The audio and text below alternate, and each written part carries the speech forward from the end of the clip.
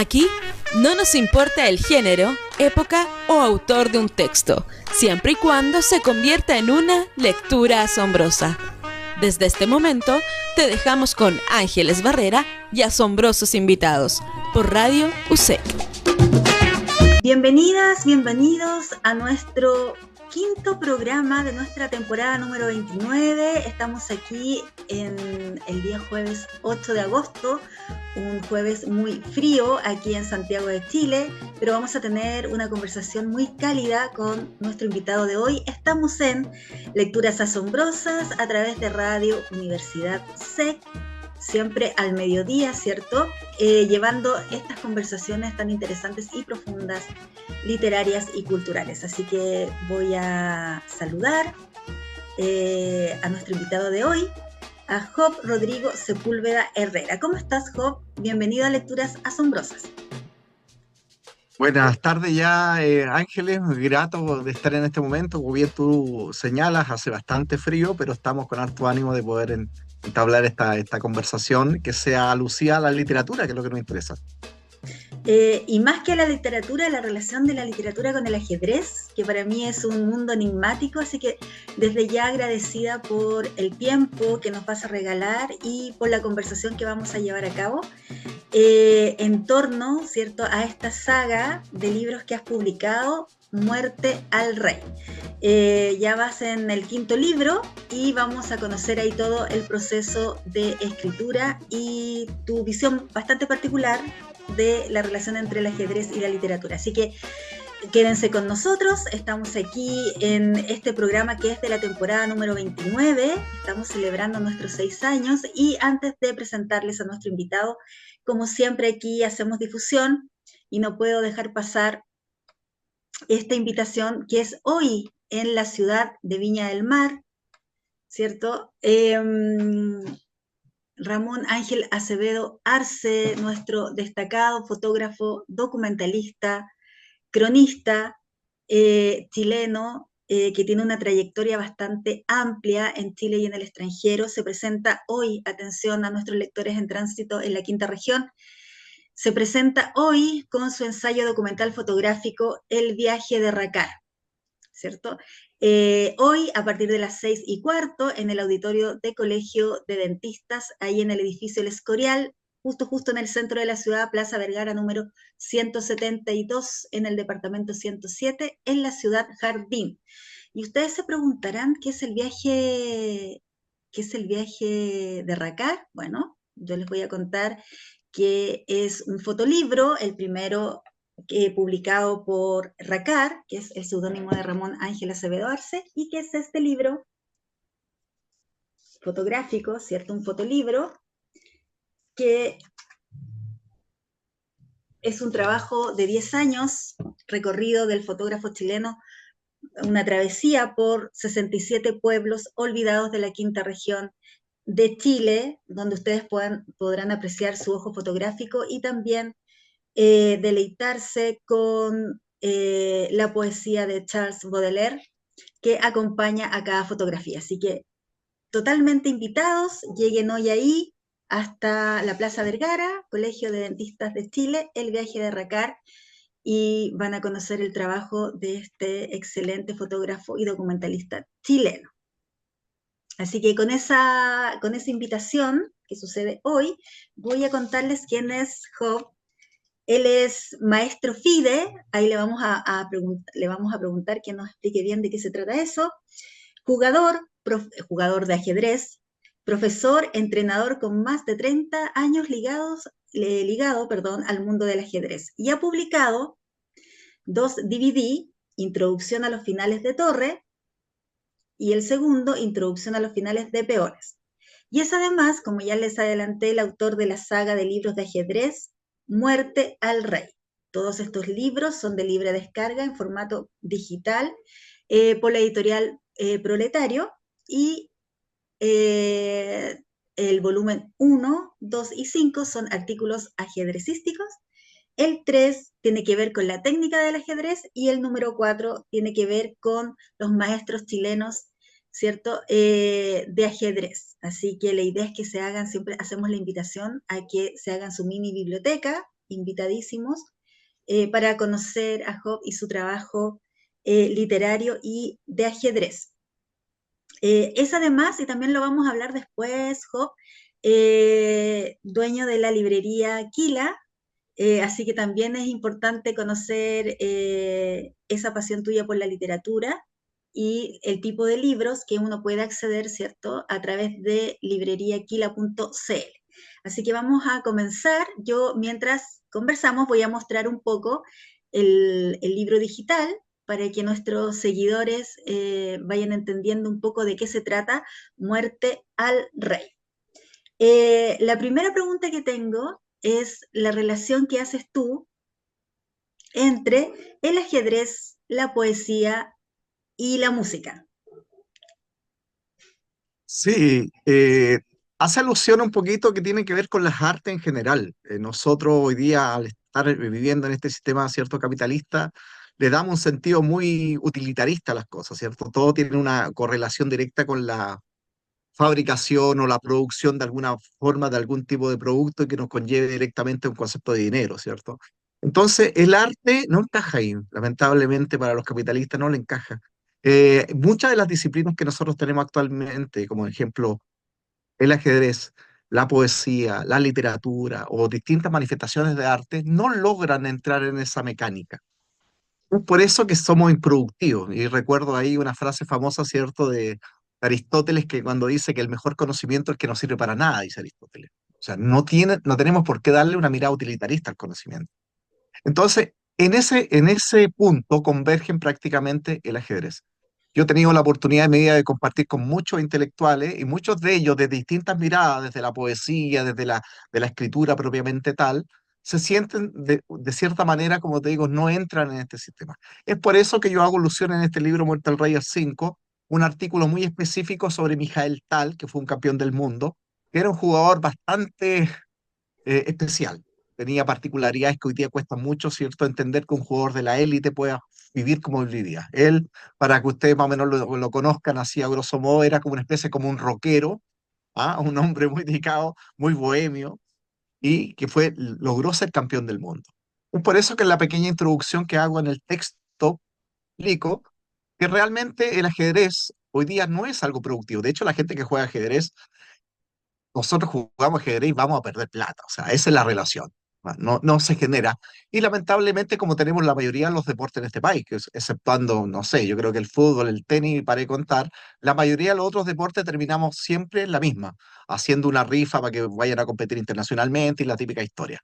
Lamentable, pero esa es la triste historia de este país, ¿ah?, con respecto al tema del deporte. Por eso es irónico que la gente hable de deporte cuando quiere hablar solamente de fútbol, por ejemplo. Yo personalmente no tengo ningún vínculo con el fútbol, tengo al contrario una separación bastante grande. Por lo mismo, porque cuando nos encajan como deportistas y obviamente hablan de un puro deporte, uno se queda totalmente excluido de esa ecuación. Entonces, en ese aspecto yo creo que el ajedrez entra un poquito en esa visión. Somos seres improductivos, es como podríamos decir también como somos poetas, un ajedrecista es un poeta, es una cosa rara. Yo no sé si toda la gente ha tenido contacto con la poesía, pero los poetas son raros. Los poetas porque no encajan, ¿cierto? Tienen una mirada muy iconoclasta, ¿cierto? Los poetas, ¿cierto?, están con una mirada, están pensando en otras cosas. Eso es lo que hace que el deporte, que en este caso el ajedrez específicamente, sea tan llamativo. Tiene un vínculo directo con la intelectualidad, tiene un vínculo directo con el deporte, porque hay una quema de calorías, porque hay gente que dice, no, pero el ajedrez, ¿por qué es deporte? Porque en estricto rigor, el deporte hay quema calorías y en el ajedrez hay quema calorías. No son físicamente visibles como son en los otros deportes, pero sí a nivel interno, por supuesto, que se están produciendo miles de cosas en la cabeza de una persona que está jugando una partida de ajedrez. Es por eso más o menos la alusión. Tiene que ver un poquito con esta mirada de las artes con respecto a la realidad que hoy día nos toca lamentablemente vivir. Bueno, y contextualiza bastante bien esta saga que ya va en su quinto volumen. Cómo nace esta idea y cómo la vas estructurando? Porque ya, o sea, decir quiero escribir una saga y realmente tener ya el quinto volumen es toda una proeza. ¿Cómo se inicia?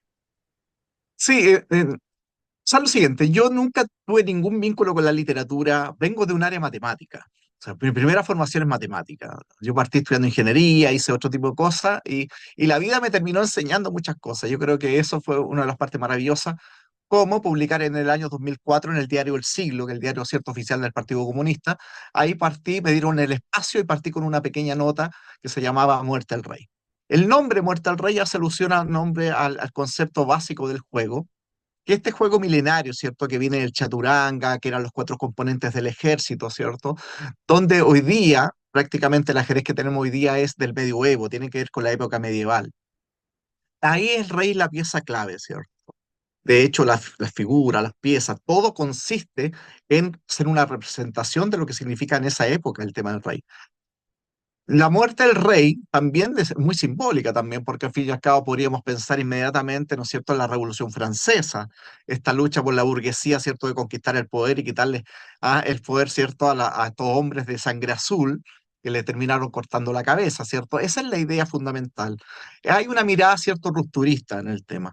El concepto real apunta un poquito a esta mirada, ¿cierto?, de que el ajedrez, el jaque mate, que es la palabra que denomina la muerte del rey, tiene que ver directamente desde el punto de vista etimológico con la reducción del espacio. La muerte del rey no significa capturar la pieza, significa reducir el espacio. Y si ustedes entenderán, si lo analizamos de un punto de vista más amplio, no se puede ser rey sin espacio. El espacio es lo que permite que es cierto que existan, en este caso, la propiedad. ¿Ah? Y es un concepto básico, ¿cierto?, para cualquier rey tener propiedad. Entonces, esa es la mirada que nosotros podemos pensar. Este artículo partió el 2004 en el diario El Siglo, se publicaron a prácticamente como 2 años. Posterior a ello, seguí trabajando. El primer libro, que fueron artículos, eran artículos semanales que se publicaban en el diario, fueron bastante para mí motivantes y a la vez frustrantes, porque en el fondo yo no tenía un apego a la literatura. Venía con una cercanía, obviamente, por un tema político, había leído bastante, pero es muy distinto. Y ahí recuerdo una frase famosa de Bolaño, cuando Bolaño dice, lo natural es leer, pero no escribir, dice Bolaño, ¿cierto? Entonces, para las personas, obviamente tomar un libro y leer es bastante cómodo para las personas que saben leer, pero no así escribir. Entrar en el mundo de la escritura conlleva ya un desgaste tremendo, porque hay una lucha interna, pero tremenda, tremenda. Entonces, en ese aspecto, cuando empecé a trabajar los libros, me di cuenta, por ejemplo, las pocas herramientas que tenía. De hecho, yo soy bastante autocrítico con los libros. Yo creo que cualquier persona medianamente inteligente lo debería hacer. El primer libro es un libro, un borrador total, o sea, en todo aspecto, porque hay un proceso, hay mil correcciones que no se hicieron. Está bien, yo lo asumo. Cuando a mí la otra día me preguntaban, me decía, oye, ese libro tiene bastante detalles. Sí, les digo yo. Para mí, cada error que posee ese libro, de cierta manera, me representa una especie de cicatriz, que está en mi cuerpo, porque al fin y al cabo lo que demuestra eso, es que estoy en un proceso de aprendizaje, estoy aprendiendo a escribir. Esa es la realidad. Una persona que esté en el mundo de la escritura se da cuenta. Yo creo que son muy pocos y connotados los escritores que llegan a una etapa de su vida que pueden decir realmente lo lograron. ¿Ah? Es pensar un poquito con esta idea, no sé, yéndonos un poquito a la idea de la filosofía, un ejemplo. Hay una frase, ¿cierto?, famosa de Heidegger que dice, el ser se esconde, ¿cierto? Se oculta, mientras los seres se muestran, dice. Entonces, yo creo que pasa un poquito con eso, con la literatura. Uno quisiera que la literatura poder tenerla, ¿cierto? Y sentarla sobre las piernas de uno, ¿cierto? Acariciarla. Pero realmente la literatura siempre se nos escapa. Siempre lo que estamos viendo son unos destellos de literatura. Nunca lo logramos tener realmente. Es algo muy en ese aspecto bastante complejo de poder decir. Es verdad que hay algunos escritores de la talla de los grandes, ¿cierto? Nabokov, Manuel Rojas, ¿cierto? García Márquez, que logran realmente ser literatos 100%, muy probable. Pero lo que sí no está en discusión es que le dedicaron la vida entera. No fue de un día para otro. Obras tan espectaculares, por ejemplo, como Hijo del Ladrón, publicado en 1951, que marca un referente, un cambio total en lo que significa la novela, la historia de la literatura chilena y gran parte latinoamericana, es un proceso que viene, ¿cierto?, de un trabajo desde las primeras publicaciones, ¿cierto?, de Manuel Rojas, desde la Desecha Rosa, los libros de poesía, hasta el primer libro de cuentos, ¿cierto?, Hombres del Sur de 1926. Entonces, lo que estamos viendo acá es una vida dedicada a la literatura y que con ello inmediatamente se proyecta esta mejora. Pero en ese aspecto, Ángeles, es muy complejo. Yo lo asumo como tal, soy un neófito en los libros. porque realmente cada vez me doy cuenta que sé menos, y que es el conocimiento básico que tiene cualquier persona que se acerca a la filosofía, y dice, no, no, partimos de la premisa que nunca sabemos nada, como Sócrates, ¿cierto? Solo sé que nada sé, Oye, pero hago un esfuerzo por mejorar, oye, yo me asumo que sé muy poco de ajedrez. ¿ya? Me gusta mirar, tengo amigos que juegan bastante bien. Sabemos que el jaque mate es la jugada final, ¿cierto? Es donde se termina el juego como tal en el tablero y que, como tú bien explicaste, es la reducción del espacio, ¿cierto? El territorio, no hay rey sin territorio, ¿verdad? Eh, y frente a esta jugada final, por lo que yo pude comprender de Muerte del Rey en su quinto volumen, ¿cierto? Si la finalidad es dar muerte al rey sin matarlo, quitándole su espacio, hablas también de que sería el objetivo principal del juego de ajedrez, pero hablas también de los objetivos secundarios, que tiene el jaque mate o que tiene el juego de ajedrez. Entonces lo leí yo, aquí estamos invitando a nuestros seguidores a que conozcan tu saga y se entusiasmen, ¿cierto? A leerla. Explícanos cuáles son esos objetivos secundarios. Sí, mira, una de las cosas llamativas del ajedrez que tienen que ver con este vínculo directo con una intelectualidad. De hecho, en la historia de la humanidad prácticamente no hay una etapa que haya estado exenta de ello, partiendo por el hombre, ¿cierto?, que estaba debajo, ¿cierto?, del famosa figura esta inglesa que se empieza a trabajar, tío, en Europa, ¿cierto?, en esta época donde prácticamente es el inicio de la robótica. Este hombrecillo que estaba escondido, que aparentemente movía las piezas, era un robot. Esto siempre ha tenido un vínculo directo con esta idea. El ser humano siempre necesita obligatoriamente estar contrarrestando con algo, luchando con algo. Es una lucha muy clásica de la época de la modernidad, por lo demás. Ahora, en ese aspecto, el ajedrez tiene un vínculo bastante interesante porque, un ejemplo, uno de los primeros trabajos que hizo el mismo, no sé, Mikhail Botvini, que es el patriarca del ajedrez soviético, él era un doctor en ciencias y él empezó a trabajar con la informática. Empezó a trabajar con la informática en una época que ni siquiera se hablaba, estoy hablando de la época del 50, imagínate, del siglo pasado. Entonces, el ajedrez siempre ha estado muy de la mano con respecto con esta intelectualidad. El mejor ejemplo de ello, un ejemplo, es todo lo que significa hoy día la inteligencia artificial. O sea, todo el mundo anda con la boca vuelta loca, es la inteligencia artificial. Nosotros, yo te puedo comentar que en el mundo del ajedrez tenemos algo llamado inteligencia artificial hace más de 25 o 30 años.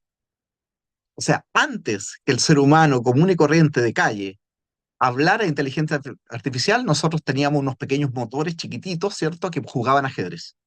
Siempre el ajedrez, ¿ah?, está un poquito adelantando a la época y está haciendo. Lo pasó el año 97 cuando Kasparov, ¿cierto?, jugó con el match contra Deep Blue, y ahí bajaron y subieron, ¿cierto?, las famosas acciones de IBM y se produce todo este gran enfrentamiento que marca la lucha que tenemos hoy en día.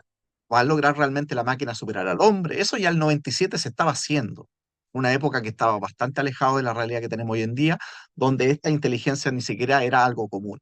Entonces, ¿existe una intelectualidad con el ajedrez? Por supuesto. Hay un vínculo histórico también, ¿ya? Ahora, lo que nos interesa del ajedrez son varios factores. Por ejemplo, un factor determinante en el ajedrez tiene que ver con los estudios que hay sobre el tema que indican que las personas que practican el juego pueden tener una ventaja cualitativa distinta a una persona que no lo practique. Eso hoy día está totalmente estudiado, por ejemplo, en España, con respecto a muchas personas que padecen de Alzheimer. Se han hecho trabajos sobre el ajedrez y al estar constantemente produciendo todas estas sinapsis, hace que la persona obviamente no tenga un acercamiento, un padecimiento como enfermedades tan graves como el Alzheimer. Eso, estamos hablando de un ajedrez de una mirada terapéutica. Ahora, yo te puedo cambiar de switch y digo, ya, ahora entremos con el ajedrez en el colegio. Hay una relación directa de jugar ajedrez con las matemáticas, donde se desarrollan temas espaciales, donde tenemos en este caso, aritmética. Para capturar una pieza necesito aritmética. Para poder ver que una pieza sea activa necesito geometría, necesito trabajar con área, superficie directamente. No hay que saber cálculo, no hay que saber, no sé, integrales para poder jugar ajedrez, no, pero sí hay que tener un conocimiento básico con respecto a aritmética y geometría, sin lugar a duda. ¿Ah? Jugamos dentro de un tablero, una figura geométrica, ¿cierto?, de 64 casillas. Tenemos una relación directa con la geometría. Entonces, en el colegio, un ejemplo, no se busca la fabricación de un gran jugador de ajedrez. Por el contrario, lo que queremos en el colegio es la lucha que se tiene hoy en día, es poder insertar en la malla curricular el ajedrez para poder que esto logre tener mejoras directas sobre el alumnado. Primero, una cosa determinante que es bastante baladí el tema del costo, o sea, de un costo bajísimo, una cosa que tú decís, pero invertir cualquier otro tipo de cosa puede hablar de millones y millones de pesos. El ajedrez prácticamente necesitas una mesa, una silla y un juego que te puede costar con suerte 10, 15 mil pesos con suerte. Se acabó. Y estamos hablando ya, tenemos implementado un taller de ajedrez. Entonces, realmente es maravilloso. Ahora, también no vamos a caer en el paroxismo y vamos a decir que no, que el ajedrez va a salvar la humanidad, porque no, no es así tampoco, no, no recae sobre el ajedrez el peso de la humanidad, pero sí podemos decir que es algo útil, práctico, económico y que podría tranquilamente mejorar mucha calidad, pero mucha la calidad de mucha gente, no solamente como te digo en el ajedrez como deporte, es cuando hablamos de ajedrez. Estos libros que yo tengo publicados están pensados en el ajedrez como deporte, el ajedrez para que un aficionado empiece a leer, empiece a trabajar el juego y se dé cuenta de a poquito que puede ir progresando, ¿cierto? Pero también tenemos el ajedrez pensando en los colegios, el ajedrez como herramienta didáctica, el ajedrez terapéutico. Entonces es bastante amplio donde podemos nosotros darnos cuenta cómo este jueguito tan chico, ¿ah? Y otra de las cosas determinantes que tiene el juego que hay que destacar, un ejemplo, que aquí no hay azar. Aquí no hay azar. Entonces, una persona se tiene que hacer responsable de todo lo que haga, lo bueno y lo malo. Y cuando tú le estás enseñando a un niño eso, tú te das cuenta que está frente a una de las grandes contradicciones de lo que tiene que ver con respecto a la naturaleza del propio hombre, que es asumirse, ¿cierto?, de cierta manera responsable de sus actos. No todas las disciplinas, y lo sabemos, que lo vemos a diario con gente adulta, que lo que hacen siempre es buscarle, ¿cierto?, dejar de ser responsable de sus actos. Por eso es más fácil creer, ¿cierto?, seguir un pastor, hacer cualquier otro tipo de cosa que asumirse como ente auto, autodeterminante, una persona que diga, mira, sabes que me acabo de cometer un error y lo asumo. Acabo de jugar mal, perdí. Acabo de jugar bien y gané. Hay un concepto de responsabilidad que es muy destacable con respecto a cuando eso lo ves en niños. Por ejemplo, en los talleres escolares que yo imparto, uno lo ve en los niños que empiezan a tomar una madurez bastante, una madurez sin dejar su inocencia de niño, ¿ah? Porque eso no es que vamos a tomar a un niño y se transforme en un adulto pequeño inmediatamente, no es así. Es que asuma una responsabilidad. Y creo que eso es bastante positivo, porque al fin y al cabo tú te das cuenta que o hoy, actualmente, un niño puede hacer casi cualquier cosa. Un niño puede hacer cosas buenas y cosas malas, la verdad. Un niño de 12, 13 años puede hacer cualquier cosa. Puede ser padre de familia, puede ser esto, puede... Hay una responsabilidad que conlleva, y el ajedrez puede ser muy útil en ese aspecto. Es bastante diverso lo que puede hacer el ajedrez. Yo creo que, y no te lo digo yo porque sea ajedrecista, yo creo porque está todo estudiado ya. ¿Ah? Hay muchos, tú puedes buscar ahí los estudios, ¿cierto? En todo ámbito, en el ámbito del lenguaje, en el ámbito de lo cognitivo, y el ajedrez siempre está dando que hablar. Eso te podría comentar en primera instancia. Sí, te adelantaste un poquito a mi siguiente pregunta, pero quiero profundizar. Tú, aparte de ser jugador de ajedrez, ¿cierto? Y de ser escritor también, eres profesor e instructor de ajedrez. ¿Cómo, Sí. cómo es la dinámica? ¿Cómo enfrentas tú la enseñanza de este juego que tiene toda esta carga valórica? Porque si bien ya dijimos que el ajedrez no va a salvar el mundo, pero sí puede hacernos mejores personas, ¿cierto? Y ya con asumir la responsabilidad de los actos propios, yo creo que ya con eso Sí, eso tenemos ya es algo bastante eso. positivo, sí, ya es bastante. Ya es Cómo son bastante. cómo son tus clases? ¿Cuáles son tus énfasis? ¿Cómo trabajas con los chicos que empiecen a no solo a conocer el ajedrez, sino que también que se apasionen por el juego? Quizás no todos tendrán habilidades, pero cómo lo haces tú como instructor, como profesor de ajedrez?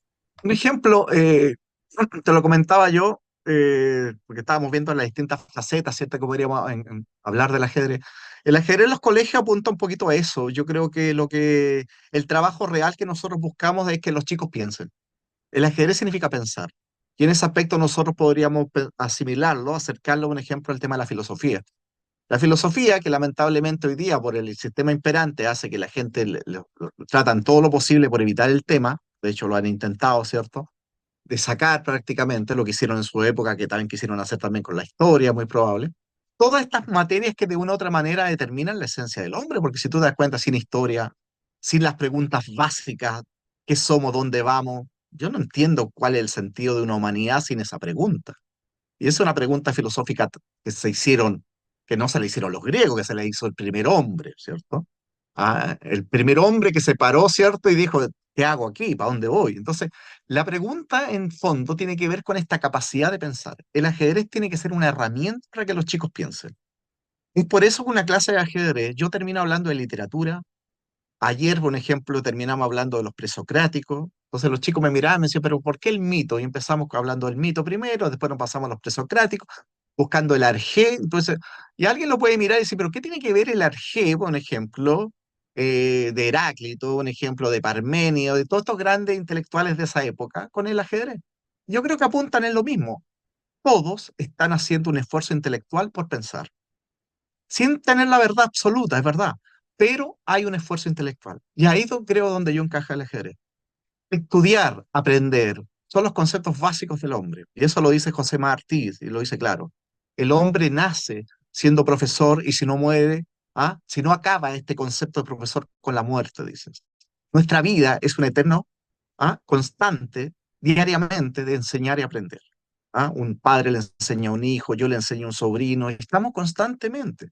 Lo que pasa es que lo focalizamos de forma errónea. Profesor colegio, profesor universidad, y donde nosotros, nuestro vínculo interno tiene que ver con esta retroalimentación constante que hacemos con la otredad, ¿cierto? Siempre somos alumnos de otros, somos profesores de otros. Entonces no me es tan ajeno la educación. La educación que me es ajena es la educación, ¿cierto?, capitalista, la de actual, donde transformamos, ¿cierto?, a los seres humanos en meros utilitaristas, productivistas, con respecto a una mirada muy clara. Tú tenés que pensar solamente o hablar de un puro tema. Y dice, ¿por qué? ¿Por qué el zapatero tiene que hablar solamente de zapatos, de ejemplo? Es interesante porque si tú te pones a pensar al inicio del siglo XX, uno de los grandes corrientes que estaba con la izquierda, un ejemplo que es el anarquismo, había este concepto del zapatero anarquista, que era una biblioteca. O sea, si hay alguien que leía a principios del siglo XX, era un zapatero anarquista. Entonces, estamos hablando de una época donde no estaba transformado este concepto de por ejemplo, del estudio formal que tenemos hoy día. Con esta capacidad de entregar títulos, por todos queremos ser doctor en algo. Y uno dice, está bien, pero doctor, ¿para qué? O sea, ¿qué va a cambiar tu vida eso? No cambia nada. El conocimiento no tiene que ver con la universidad. Nunca ha estado ahí, ¿no? O sea, el estricto rigor nunca ha estado, o sea, piénsalo bien. Ha tenido una correlación, por supuesto. La educación ha tenido una base, cierto, formacional con respecto a la iglesia también. Lo histórico está ahí. Pero hoy día el pensamiento crítico real, la pregunta, ¿la están haciendo las universidades? ¿La están haciendo los colegios? Yo no le encuentro un poco, actualmente por lo menos, no es tan así, ¿cierto? De hecho, muchos de estos organismos, hoy día lo que funciona prácticamente como un engranaje más del sistema, ¿no? Entonces, cuando hablamos de educación, cuando estamos hablando de estos conceptos, estamos hablando de un tema mucho más amplio. Yo creo que el ajedrez aporta un granito de arena en este proceso de que los chicos piensen. Y lamentablemente, que un chico piense hoy día es peligroso, ¿cierto? Porque no vota por el que le dicen el matinal. Si un chico piensa, cuestiona. De hecho, un niño ayer, yo estaba hablándole con respecto al tema del mito, ¿cierto? El concepto básico, ¿cierto? Para empezar a la introducción a la filosofía, y el chico me decía, oye, profe, entonces Dios es un mito también, pues me dijo. Un niño de 9 años. ¿Qué está haciendo ese chico? Está pensando. Ahora, ¿en cuántos ramos de podrá pensar? Y ellos me lo responden, me dice, profe, aquí un niño me dijo el otro día, yo cuando voy al colegio dejo el cerebro en la casa, me dijo, porque el colegio no es para eso. En el colegio no se piensa, es una mecanización. Son estos órganos que, como bien señala Foucault, ya no tienen neutralidad. O sea, el colegio tiene totalmente una carga ideológica que te está construyendo un tipo de individuo, donde ya no hay ese cuestionamiento. Ese chico que de 9 años que ayer dijo que Dios era un mito en un colegio católico, obviamente significa algo tremendo para la institución. Pero fíjate lo maravilloso que significa para el niño. El haberse dado cuenta por él solo, a través de una conversación, que si existe Zeus, puede existir un dios judeo-cristiano. Y dos, y esos dioses tienen de una u otra manera la misma mirada, el mismo enfoque. ¿Qué es? Es un mito, que no podemos justificarlo, no podemos corroborarlo. Mm. Cumplen el mismo objetivo. Pero si yo te digo que creo en Zeus, todos van a decir, a este gallo le gusta la mitología. Pero si te digo que creo en Dios, tú me dices, sí, es correcto. Entonces, interesante, yo creo que ahí está la gracia, que el chico piense, que se Oye, cuestione. sí, estaba pensando, bueno, eres profesor, ya nos queda claro, de niños escolarizados, ¿cierto? De niños en etapa escolar. ¿El ajedrez lo puede aprender cualquier persona a cualquier edad? Sí, sí, sí, sí. Sí, eso es indiscutible. ¿Ah? Aquí prácticamente hoy día se enseña un preajedrez desde los 3 a los 5 años. En lo que era la Unión Soviética, el ajedrez empieza ya a estandarizar en los 5 años para adelante. Eso es súper interesante porque en el fondo, hoy día, como te digo, una persona de 99 años puede jugar ajedrez tranquilamente. Tiene que ver con las capacidades de gente común y corriente. Nosotros jugamos ajedrez y no tenemos un atisbo de genialidad, te digo. Nada. Nosotros lo que somos obreros del conocimiento nomás. Yo leo todos los días cada vez que puedo, aprendo, me meto en todos los cursos que hay que hacer. O sea, soy un obrero del conocimiento. ¿Sabes? No tengo nada de genio, no tengo mi coeficiente bastante normal como la mayoría. Es esa gente común y corriente la que por supuesto que puede aprender ajedrez. Y como la que y también puede aprender cualquier cosa que prácticamente se le ocurra. ¿Ah? Es en el fondo el potencial de lo importante. ¿Ah? Es eso lo que nosotros tenemos que destacar. Ahora, por supuesto que mata algún chico, tú podéis tener ahí, te aparezca un genio, por supuesto, mata alguno puede parecer. Pero eso no significa, como te digo, que seamos personas tan distintas. Ahora, estamos ejerciendo dentro de nuestra mirada, como te digo, un rango, ahí estamos haciendo algo. Yo recuerdo una frase de Gramsci que decía, Gramsci decía, todos los seres humanos son intelectuales, solamente algunos quieren ejercer tal intelectualidad dentro de la sociedad. Que aparte de la premisa que hizo tú, todo acá es inteligente. Ahora, lo que hay que hacer, cómo yo voy a trabajar esa potencialidad. Hay algunos que lo quieren hacer y otros simplemente que no. Hay otra gente que le va a querer que lo manden toda la vida o simplemente, como digo, ver matinales toda la vida, no sé, Mm. cualquier cosa que le vaya matando el cerebro, ¿cierto? De forma directa. Pero también hay un porcentaje que gente que se va a cuestionar. Quizás son los menos hoy día, pero eso no significa que todo esto va a ser así siempre, ¿ah? Mm. Eso no puede por qué ser. No hay ninguna etapa que dure tanto, acuérdese. Job, estábamos siguiendo este hilo conductor que tiene que ver con tu saga de Muerte al Rey, ¿cierto? Para aprender un poco más de ajedrez y tu visión tan particular frente a la literatura y la relación del ajedrez con la literatura. Habíamos dicho en tu presentación que el volumen 1, el volumen 2 y el volumen 5 son artículos ajedrecísticos. Yo tuve la oportunidad de leer Muerte al Rey número 5, ¿cierto? Y encontramos artículos ahí bastante interesantes. Háblanos un poco de el maestro Mijael Tal y del maestro no sé si lo pronunciaré bien, Botvinnik, Sí, Botvinnik, sí. ¿sí? Sí, ellos Háblanos un fueron poco. campeones del mundo. Sí, Ya. sí. Yo te voy a contar así rapidito, para que se tenga idea. Dentro del ajedrez existen escuelas. La primera escuela es la escuela, lo que se llama la escuela romántica, que dura gran parte del siglo XIX, hasta específicamente 1890. De 1890 a 1910 tenemos lo que es la escuela clásica, donde está el primer campeón del mundo, que es Steinitz, con su discípulo Tarrach. De 1910 a 1930 tenemos lo que llamamos la escuela hipermoderna, donde está Ninzovich y está también Reti. De 1930 hasta el día de hoy, podríamos decir, existe un concepto de escuela soviética. Si bien la escuela soviética, ¿cierto?, cayendo el muro y todo lo demás, pero la Unión Soviética dejó de estar como físicamente como tal, pero los maestros seguían teniendo emigraron, se fueron, construyeron distintas academias, o sea, el legado sigue estando hasta el día de hoy. Marc Boreski, el mejor entrenador del mundo, falleció ahora hace poquito, el 2016. Mijael Tal fue campeón del mundo, ¿cierto? Al ganarle nada menos que a Botvinnik.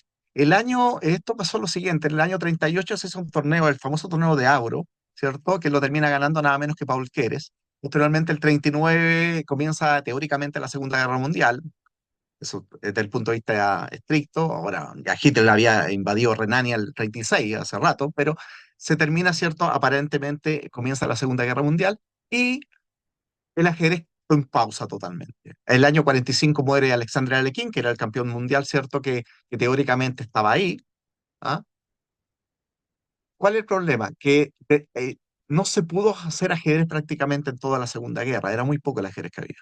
Entonces llegaron a un acuerdo que el año 48 se iba a hacer un torneo de los mejores jugadores del mundo, en el cual terminaron, ¿cierto? Jugaron todos menos Ruben Fine, que era un jugador americano bastante bueno, que después se retiró del ajedrez, se dedicó nada menos que al psicoanálisis.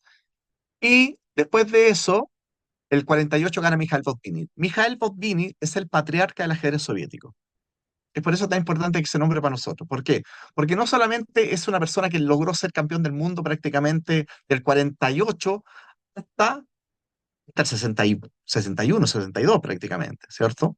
Entonces, ¿qué es lo que pasa con este jugador? Mikhail Botvinnik es el mismo, era ingeniero eléctrico, era doctor en ciencias, es el mismo que trabajó también directamente con el tema de la informática y el ajedrez, aunque en una época totalmente, ¿cierto?, en cierne, estaba recién comenzando a hablar de ese tema. Y lo otro que tenía Botvinnik también, como era ingeniero eléctrico, que lo mandaban de repente, no sé, pues lo voy a mandar a Siberia o cualquier ciudad y vea perdida, y él la electrificaba completa. Él es un ícono también del Partido Comunista Soviético. O sea, no hay que encontrar más comunista que Botvinnik. Entonces, el tema es que él construye la escuela soviética. ¿Ya? De hecho, cuando termina prácticamente el 61, la FIDE cambia la reglamentación porque Fischer colocó el año 60. Estoy hablando de puras cosas ajedrez. Yo creo que la gente, el año 60, Fischer hizo una crítica, ¿cierto?, a la Federación Internacional porque decía que los jugadores soviéticos estaban coludiendo y estaban ahí arreglando porque tenían mayor cantidad. Por eso la FIDE cambió la reglamentación y del año 62 para adelante ya Botvinnik no logró jugar más. Antiguamente lo que hacía el perdedor volvía a retar al campeón mundial y ahora le quitaron eso. Entonces del 62 para adelante podríamos decir que Botvinnik se dedicó exclusivamente también al tema de la academia. Ahí se termina fundando esta famosa escuela soviética. La escuela soviética es la que lidera el ajedrez mundial. Es como te digo, desde el 30 aproximadamente hasta gran parte de nuestros días. ¿Ah? Desde la época del 90 se habla de una escuela china. ¿No? Y de hecho los chinos han sido campeones, de hecho actualmente todos los campeones mundiales son chinos en mujeres, en hombres, ¿ya? Es una potencia, sin lugar a dudas, China. Pero es interesante pensar que dentro de esos jugadores había un jugador muy llamativo que era Mijael Tal. Mijael Tal es una persona que nació, le faltaban dos dedos en la mano derecha, pero tocaba piano. Fíjate cómo la lucha con el destino, ¿cierto? Que nos esta lucha contra la naturaleza, que no es cierto que nos podemos pensar directamente, no sé, en el viejo y el mar, ¿cierto? Esta lucha eterna con el hombre luchando contra la naturaleza. Mijael Tale era eso. Él nace sin dedo y toca piano. Él nace con prácticamente con un estado de salud no muy bueno y fue campeón del mundo. Y aún así era un jugador muy bohemio, muy mujeriego, ¿ya? También ocupaba droga. La verdad que era como un rockstar. Y lo otro, que eso ya es algo muy, muy ajedrecístico, es que tenía una forma de juego increíble. Sacrificaba piezas, sacrificaba damas, te tiraba los monos para arriba. Era impresionante lo de Mijael Tal. O sea, hoy día cuesta mucho pensar en Mijael Tal en la actualidad. Es casi impensable. Porque hoy día los ajedrecistas son deportistas como la idea que uno tiene de deportista. Jugadores bastante sanos, con un estado físico muy bueno, ¿no? Profesionales, sí, por cierto. Mijael Tal es un profesional, pero con características distintas. Es como, no sé, piénsalo de alguna manera para que lo hagamos una aproximación a la literatura. Es como si hubiese jugado ajedrez Baudelaire. Imagínate jugando Baudelaire ajedrez. Eso es un poeta simbolista que va en contra de todo, ¿cierto? Muy rupturista, que son los grandes ejemplos de lo que es posteriormente la modernidad. Por eso Benjamin después le dedica un libro nada menos que a Baudelaire. Es Baudelaire, eso, o sí. sea, es un poeta jugando ajedrez. Eso era Mijael Tal.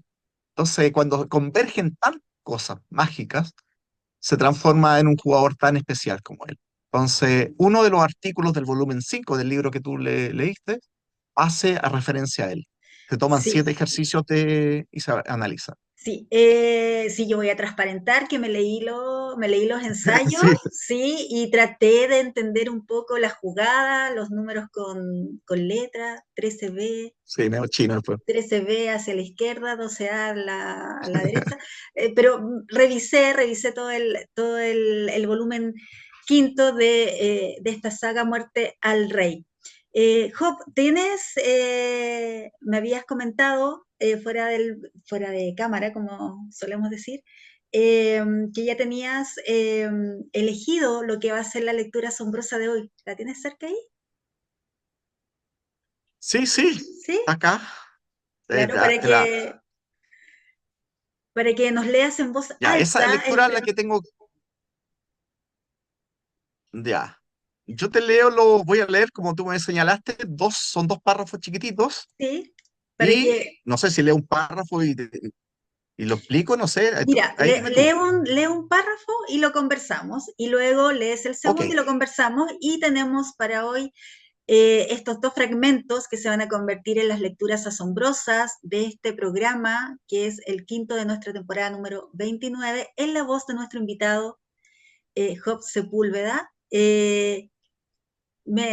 ¿Cómo se llama? Me faltó decir que eres chileno. Como tenemos siempre invitados de fuera, sí, hay que sí, sí. decir que eres chileno. Vamos entonces, voy a comenzar, ¿cierto?, con la primera Sí. lectura que hace referencia a un artículo muy específico que ahí lo vamos a conversar. Dice lo siguiente. Cuando se aluden las palabras sexo, drogas y rock and roll, uno piensa inmediatamente en cientos de músicos que, durante su vida, algunos de ellos con una vida corta debido a los excesos, disfrutaron de una existencia al límite.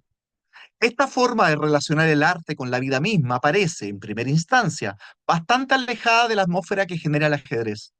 Por lo mismo, la historia del mago de Riga es tan llamativa y excéntrica. Mijael Tal disfrutaba de tocar el piano, otro desafío al destino, ya que este nació sin dos dedos en la mano derecha. Entre sus compositores preferidos están Rachmaninoff, Tchaikovsky y Chopin. Por tal motivo, pensando en Misha, podríamos decir que su vida estuvo relacionada con sexo, alcohol, drogas, ajedrez y música selecta. Ese es el primer párrafo Oye, sí, ahí que habla exactamente. nos da la dimensión de este gran maestro del Sí, ajedrez, eh, y sus virtudes. el Oye, qué bueno campeón del que, mundo, sí, campeón del mundo, campeón del mundo. campeón del mundo, campeón del mundo. Sí, ahí está Miguel Tal. Ese es como los pequeños párrafos previos antes de analizar. Yo tomo 7 partidas de Miguel Tal y en esas partidas se analizan su forma de ver el ajedrez. Él tiene una forma de ver el ajedrez bastante particular. Y es un ajedrez muy dinámico, muy agresivo. En el siglo XX el ajedrez se dividía como en dos grandes áreas, por ponerle dos grandes caminos que eran el ajedrez táctico y el ajedrez posicional. En el ajedrez táctico tenemos Mikhail Tal, Bronstein, jugadores que eran muy agresivos, que posteriormente siguieron la misma corriente, por ejemplo, como Alexei Chirov. Y en los jugadores posicionales teníamos ya jugadores muy distintos, Petrosian, Smillo, el mismo Botvinnik. Son dos formas de ver el mismo juego, fíjate qué interesante. El mismo juego tiene interpretaciones distintas. Hay gente que le gusta más ser más agresivo, otra gente mucho más tranquilo. A ser agresivo hay gente que le gusta más defenderse. Por ejemplo, en el caso de Tigran Petrosian, era un grande, se defendía con una capacidad increíble. Entonces, Mijael Tal es ese tipo de jugador que logró ser campeón del mundo sacrificando todo lo que tenía. Y ese sacrificar todo lo que tenía, me recuerda ciertas esas palabras de Bolaño cuando le preguntan, ¿cierto?, qué es poesía, le dicen. Él dice es botar todo lo que se tiene, sabiendo que la mayoría de las veces se va a perder, dice Bolaño, ¿cierto? El ajedrecista, en esa parte entramos nuevamente en el ámbito del arte, de lo sublime que puede llegar a ser. Cuando una persona tiene la capacidad de entregar todo lo que tiene, sabiendo que la mayoría de las veces va a perder. En este caso, Mijail Tal logró algo maravilloso, que es transformarse en campeón del mundo a inicio de los 60, ¿cierto? No todos llegan a eso, son muy pocos los campeones del mundo. Para que hoy día tengan una referencia, desde el primer campeonato del mundo de Steiny, que le gana nada menos que a Zukertort en 1886 aproximadamente, hasta la fecha tenemos menos de 15 campeones del mundo. Entonces, es poquito, poquito. La historia del ajedrez también no es muy, en ese aspecto, es comenzando prácticamente. Es milenaria, pero el ajedrez como la conocemos hoy en día, podríamos llamar que estaba bastante comenzando en ese aspecto, ¿ya? Eso hace alusión un poquito a ese párrafo, ¿ya? Después ya las personas que pueden ver, como bien tú señalaste, estos libros están de libre descarga, se los pueden, yo una vez que publico el libro, lo permito que lo descarguen directamente para que la gente se masifique el ajedrez, para que la gente lo comparta. Es un libro técnico, sí, lamentablemente no es un libro de historia. Hay que saber un poco de ajedrez. Pero también puede darse el caso que alguna persona tenga una aproximación bastante mínima y el libro también les puede ser útil. Mm. Que, como tú bien señalaste, el uno, el 2 y el 5 son de artículos, o sea, hay artículos que son de apertura, de medio juego, de final, y cualquier eso, y están hechos pensados en distintos niveles. Hay niveles, hay artículos que son bastante básicos, por Oye, ejemplo. bien didáctico, po, bien didáctico. Sí, Bien sí, didáctico, ¿ah? Bien sí, sí, es didáctico. verdad eso. Oye, ¿vamos con el segundo fragmento? Vamos, vamos. El segundo dice lo siguiente. Corría el año 1972, en plena unidad popular del presidente Salvador Allende. La atmósfera del momento era una clara expresión de la lucha de clases. El proletariado confiaba plenamente en el chicho y en la revolución con sabor a vino y empanada. Pero, como la historia nos ha enseñado, la burguesía no dejaría sus privilegios. La derecha chilena y la injerencia norteamericana contra el gobierno socialista ya planeaban un desenlace de sangre y horror. Ahora, uno podría pensar ya, ¿y qué tiene que ver esto con el ajedrez? Por supuesto que tiene que ver mucho. Que si ustedes se ponen a pensar la historia de la Unión Soviética, a la Unión Soviética como tal que nace, ¿cierto?, después de la Revolución del 17, luego prácticamente pasan más de 3 años en guerra civil. En diciembre del 22 se proclama ya lo que es la Unión Soviética como tal. La Unión Soviética como tal, el año 25 celebra un torneo en Moscú, súper importante. En ese torneo están los mejores del mundo. Ahí se hace una investigación bastante rigurosa con investigadores y con gente del ámbito social y se determina que el ajedrez tiene una potencialidad muy maravillosa. Fíjense qué interesante. Entonces, los soviéticos toman el ajedrez como una herramienta para poder, en el fondo, para ganar la guerra. Entonces, ajedrez y política va siempre de la mano, siempre de la mano. El año 71, nada menos que eh, sale campeón Vladimir Savón, que era un maestro internacional soviético. Como estaba obviamente el alero del gobierno socialista de Salvador Allende, se invita al año 72 a Vladimir Savón a un torneo en La Serena, el famoso magistral de Tialas que se llama. El campeón soviético estuvo el año 72 en Chile. Se ganó el torneo, hizo solamente 2 tablas, ganó todas las demás partidas. Posteriormente, Vladimir Zamora estuvo en Santiago, dio simultáneas, y como estaba ante el amparo, ¿cierto?, del comunismo internacional y el régimen, ¿cierto?, acá, todo lo demás había en estos lazos. Entonces, ajedrez y política van de la mano. Es verdad que la política va de la mano de, de todo, al fin y al cabo, pero realmente el vínculo que tiene con el deporte, con el ajedrez, es muy notorio, es muy notorio. De hecho, ustedes lo pueden ver tranquilamente con el famoso match del siglo con Fischer con Spassky, que ahí se enfrentan, ¿cierto?, a las dos grandes potencias el año 72, donde terminó ganando finalmente Fischer, ¿ah? Y le quita la supremacía, ¿ah?, a la Unión Soviética, ¿ah? Mm. Una supremacía que ya llevaba varias décadas, por lo demás. A eso hace alusión un poquito ese párrafo que posteriormente cuenta un poquito la historia de la venida de Vladimir Savón, campeón soviético, al torneo magistral de La Serena.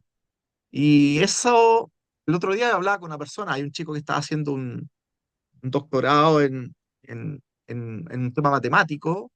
El otro día se comunicó conmigo porque quería tener información, porque en el fondo el ajedrez también tiene un vínculo directo, ¿cierto?, con las matemáticas, Claro. hablando un poquito de teoría de juego, ¿cierto? Entonces, el otro día estuve hablando con él y me hacía alusión un poquito a eso. Me estaba preguntando justito por este torneo de La Serena, el 72, Qué bueno. que es uno de los torneos más importantes de la historia de este país, por eso es tan llamativo. Y nunca antes hemos tenido como... Habíamos tenido un par de jugadores, el 59 se hizo un torneo Alexandri, donde vino Fischer. Fischer tenía 15 años, y vino Ikio, vino un par de jugadores buenos. Pero no tenemos mucho en la historia de Jerez chileno torneos de esa calidad y es importante como para poder destacarlos tan a menudo, lamentablemente. A ese Sí. hace alusión. Oye, agradecida por estos dos fragmentos que nos invitan, ¿cierto?, a conocer esta saga de Muerte al Rey, que es la finalidad que tiene el ajedrez, ¿cierto? Quitarle el espacio, el territorio al rey en el tablero. Eh, Jo, vámonos un poquito, salgámonos de tu impronta de entrenador, jugador de ajedrez, pensador, eh, como, como, eh, como te hemos conocido aquí en el programa, y cuéntanos del proyecto de Librería Aquila. Las redes sociales, qué tipo de libros se pueden encontrar, cuéntanos todo aquello. Sí, lo de la librería tiene que ver con este vínculo directo con lo... Siempre me gustó leer, ¿ah? Siempre me gustó leer, desde muy pequeño. Tenía un vínculo directo con la literatura. Lo que nunca pensé que iba algún día a tratar de escribir, esa es otra historia. Pero lo que sí leer sí tenía un vínculo muy grande. Entonces, durante toda mi vida, que ya llevo bastante dando vueltas, acumulé libros, acumulé. ¿Vale? Entonces, un día dije, oye, me tengo demasiado libro, o sea, demasiado libro. Entonces, dije, no, sé que voy a hacer lo siguiente. Había leído un poquito el fetiche de la mercancía, ¿cierto? Este concepto del marxismo que es tan llamativo. Entonces, después dije, no, sé que los libros que me voy a quedar son solamente los libros que realmente me causen algo, un impacto. ¿Ah? Pensando un poquito en Kafka, ¿cierto? Cuando dice, ah, de qué libro hay que leer o no. Si un libro no te llama la atención, hay que dejarlo, ¿no? Dice. Ahí dije, voy a separar estos libros, dejar unos poquitos, los que me causaron algún impacto, y los otros los voy a vender. Así comenzó prácticamente en la época del 2000, aproximadamente también a mediados del 2000, pude tener un centro de copiado dentro de la USACH, frente a lo que es la aula magna, que no sepan los que conozcan un poco la USACH, está cerquita del patio de los Naranjos. ¿Ah? Específicamente le llaman el patio de los sapos. El patio de los sapos es una piletita chiquitita donde hay unos sapos que están tirando agua, teóricamente. Ahí está también en obra civil, está por ahí. Y ahí en una esquinita, frente a la aula magna, nosotros tuvimos un centro de copiado que se llama Pila. Ese centro de copiado tenía una particularidad, aparte de sacar fotocopia, impresión y mil cosas, nosotros le entregábamos a los chicos, les prestábamos guitarra, les prestábamos ajedrez, y se empezó a generar un vínculo bastante llamativo. ¿Ah? Los chicos decían, hoy vámonos al Quila, juntémonos en el Quila, y ahí empezaban todo este tema. Dentro de ese espacio yo puse un par de libros. Dije, yo aquí voy a poner mi espacio, dije un par de libros. No vendía mucho, pero sí tenía mis libros. Para mí era un tema simbólico importante. Eso estuve prácticamente, yo creo que un poquito más de 2 años estuve en la librería. Posteriormente yo me fui a vivir a República Dominicana, viví 6 años en República Dominicana. La librería después se quedó parte de mi familia con ella, duraron un tiempo más, después nos quitaron también el tema del contrato, típico, se acabó eso. Yo me quedé con los libros acá, en la casa de mis viejos, y después, ¿qué es lo que pasó? Después cuando volví a Chile, coloqué la librería en el Persa Bio Bio. Estuve en el Bio Bio prácticamente como un año y medio. Y ustedes saben que el Bio Bio funciona solamente fin de semana, entonces después empecé a estudiar los sábados y tenía problemas, obviamente, no iba a tener solamente la librería el día domingo, así que la cerré. Actualmente la librería está solamente online, por ahora. Apenas se me dé la oportunidad voy a volver con mi proyecto. Vender libros es un acto de locura, acuérdense. ¿Ah? ¿Por qué? Porque nosotros no somos una gran cadena, ¿no? Yo tengo amigos libreros y decimos, bueno, pero sigamos, sigamos, y vamos a seguir, porque somos porfiados, ¿entiendes? Pero o sea, no se puede vivir de esto. En este país hay pocas cosas a las que se puede vivir, pero de los libros cuesta mucho más. ¿Por qué? Porque es difícil, po. Yo estuve, como te digo, un año y medio en el Persa, en el Bio Bio, conocí a los libreros de allá y todos estamos en la misma, luchando. Y esto no solamente nos pasa a los libreros, ¿ah? Les pasa también a las editoriales también. Las editoriales es otro también, gente que hace porque le gusta. Porque no conozco ninguna editorial pequeña que diga que le vaya bien. O sea, por lo menos yo no he escuchado ninguna. Todas están ahí sobreviviendo y tratando, ¿cierto?, de no morir en el intento, pero en estricto rigor, yo creo que vender libros, tener una librería o tener una editorial son gente que realmente ama lo que hace y eso obviamente no, nada lo puede cuantificar, no lo puede mirar.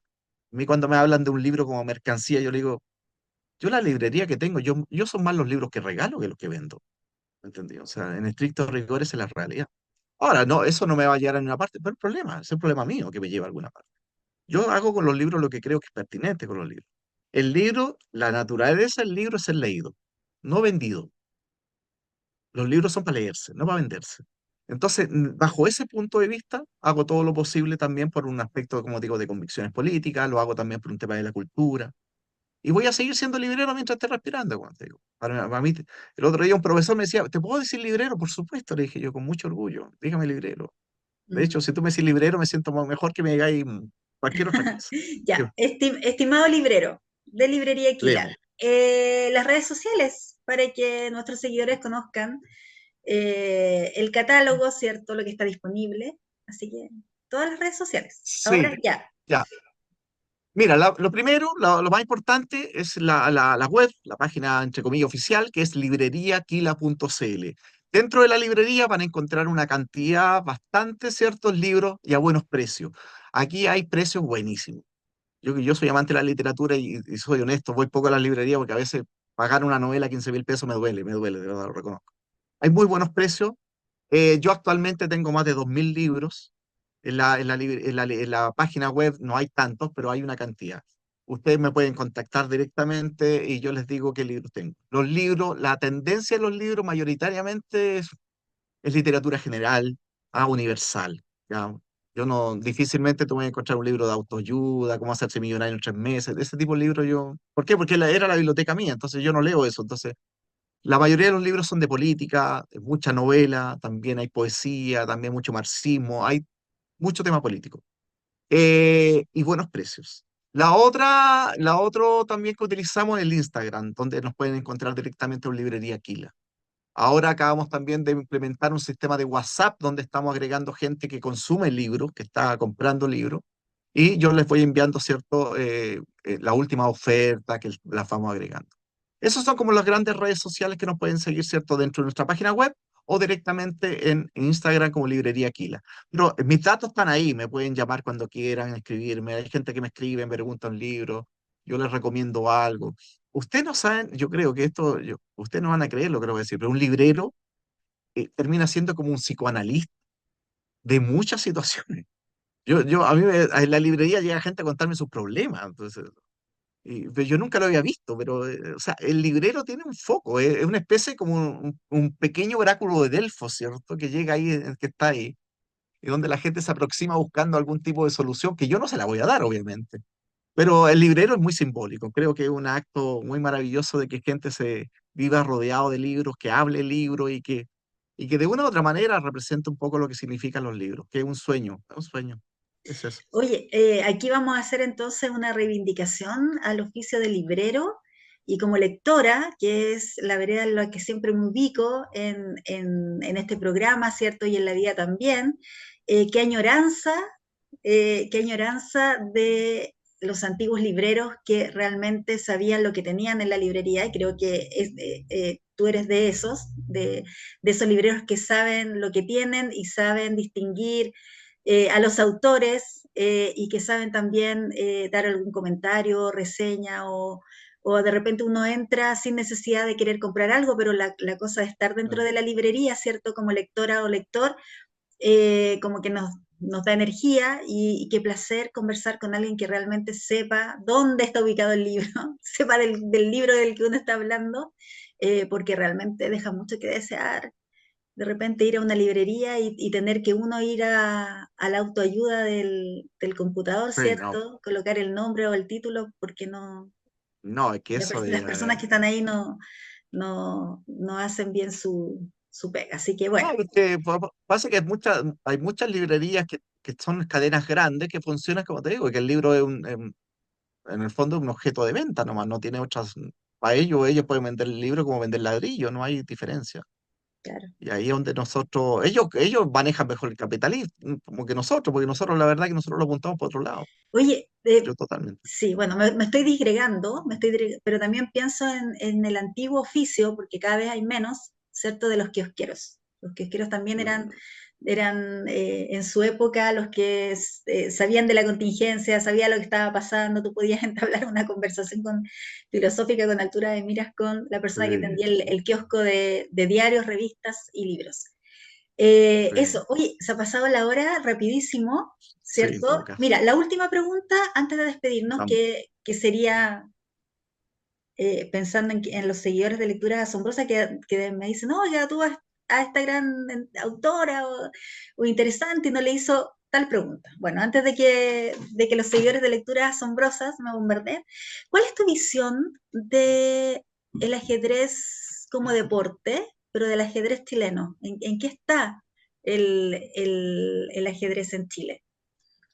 Sí, ahí lamentablemente tengo que ser como, como bien decía Benedetti, cierto, Benedetti decía que los pesimistas eran los optimistas bien informados.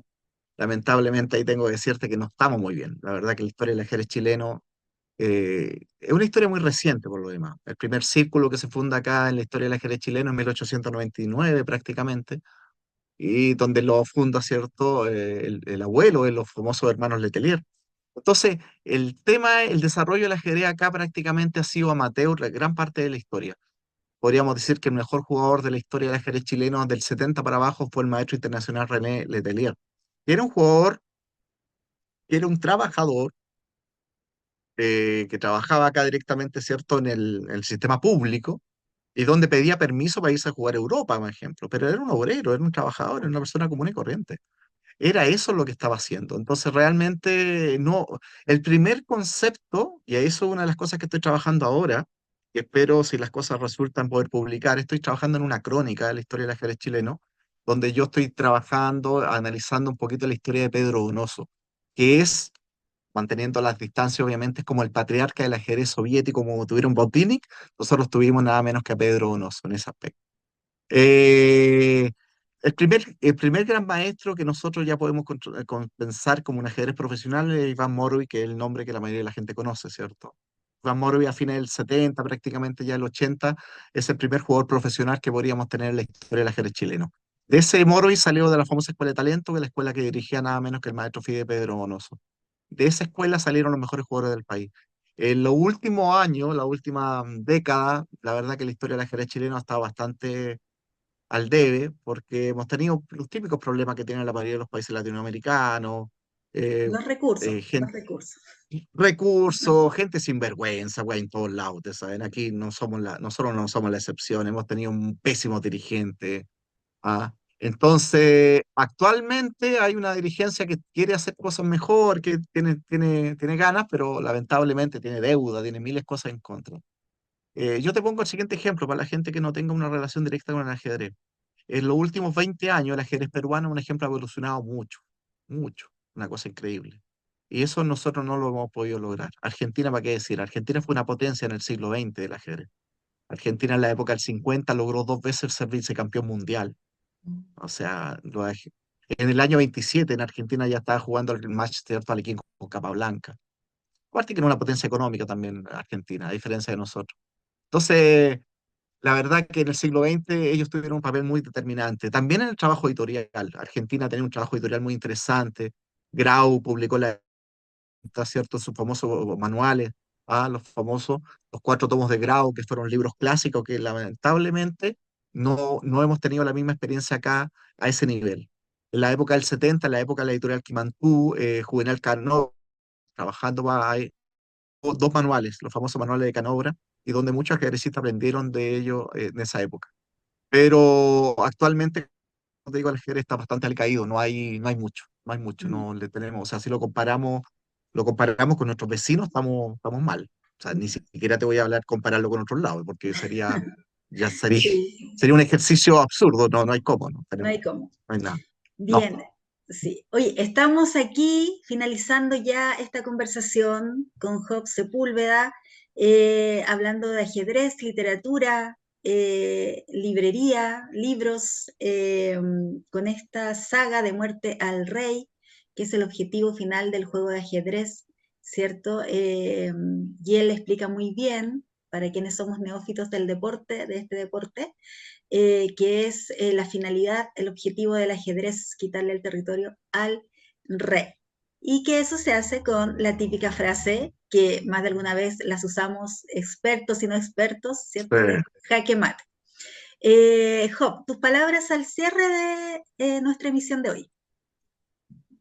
sí, no, agradecerte, Ángeles, por la oportunidad. De hecho, cuando te conocí, me fue muy grato para mí saber que yo no soy el único que piensa como pienso.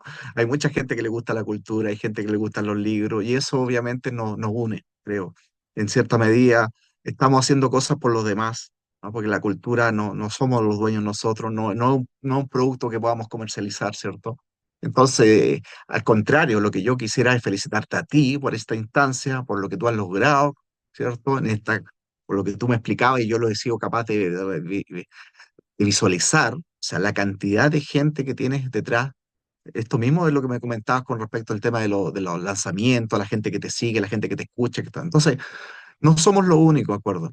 Yo creo que ahí es como la famosa imagen, ¿cierto?, del Quijote con Sancho cuando le dice, no es utopía, o sea, hay que hacerlo, o sea, es casi un tema ético lo que hay que hacer, ¿cierto? Así que no, felicitarte a ti y agradecerte obviamente el espacio, porque como tú entenderás, el ajedrez, si la literatura tiene poco espacio, el ajedrez tiene menos, sí, con eso te digo todo. Así que se agradece cualquier espacio mínimo que nos puedan ofrecer para poder llegar y contarle a las demás personas que el ajedrez es una cosa muy llamativa, que es muy útil, la verdad que puede ser muy interesante que puedan conocer. ¿no? Oye, Eso. yo siempre aquí salgo con mis ideas novedosas, siempre tenemos, cierto, un sobrino, el hijo de una amiga, de un amigo que se interesa por el ajedrez y no sabemos qué regalarle. Aquí están las sagas, aquí está la saga, Eh, tanto los artículos ajedrecísticos, ¿cierto? Como el de la técnica y de la historia de los grandes maestros en Chile, ¿cierto? Para que puedan regalar. Está la librería Quila.cl, está en Instagram también, pueden y están en comunicarse. todas las librerías. ¿Ah? A ver, se me olvidaba mencionar. Ah, pero Actualmente los libros, la saga Muerte al Rey está en las librerías más grandes de Santiago, por lo menos. Las más grandes. En el GAM, en la mayoría de las librerías están actualmente. entonces más fácil también Sí. adquirir la saga y agradecerte, Job, por esta conversación tan ilustrativa, no solamente con el ajedrez, sino que este nexo que hacemos del ajedrez, la literatura, la música, la política, ¿cierto? Estas conversaciones que son siempre necesarias. Así que muchas gracias. A ti primero, gracias a Radio Universidad SEC, que nos permite estar aquí todos los jueves al mediodía. Gracias a los seguidores, a quienes nos comentan aquí debajo del video qué les pareció el programa, y los espero, como siempre, el próximo jueves con más lecturas asombrosas. No se olviden que estamos en nuestra temporada número 29, así que nos estamos acercando también ya a las 300 emisiones. Así que muchas gracias y nos vemos con más lecturas asombrosas el próximo jueves. Gracias, Job.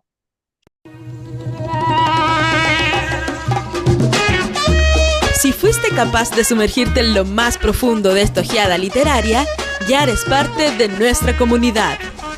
Sintonízanos la próxima semana para otra lectura asombrosa, con la conducción de Ángeles Barrera, solo por Radio USEC.